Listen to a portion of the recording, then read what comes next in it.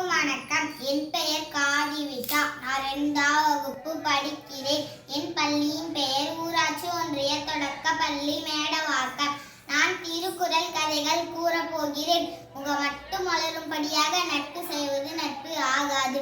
நெஞ்சமும் மலரும்படியாக உள்ள அன்புடன் நட்பு செய்வது சிறந்த நட்பு ஆகும். மகாபாரதத்தில் கர்ணனுக்கு சிறந்த நண்பன் துரியோதனன். பெற்றோர்கள் உடனில்லாமல் நிர்கதியாய் கர்ணன் நின்ற போது அங்கதேசம் என்னும் ராஜ்யத்தை கொடுத்து அழகு பார்த்தவன் துரியோதனன். பின்னாளில் பாண்டவர்களுக்கும் கௌரவர்களுக்கும் போர் முழுவும் போது குந்தி தேவி கர்ணனிடம் நான் தான் உன் தாய் என்று, பாண்டவர்கள் தான் உன் சகோதரர்கள் என்று பாண்டவர்களுடன் வந்து சேரும்படியாக வேண்டினார். அதற்கு கண்ணன் தன் தாயிடம் துரியோதனன் எனது ஆருயிர் நண்பன், என் இன்பம் துன்பங்களில் உடன் இருந்தவன். நான் துரியோதனனுக்காக போர் செய்வது செஞ்சூற்று கடன் என்று கூறி தன் நண்பனுக்காக தன் தாயுடன் செல்லாமல் துரியோதனனுக்காக உடன் பிறந்தவங்களை எதிர்த்து போர் புரிந்து உயிர் விட்டான் கர்ணன். கர்ணனின் நட்பு முகத்தில் மட்டும் தோன்றிய நட்பல்ல, நெஞ்சத்திலும் தோன்றிய நட்பு ஆகும்.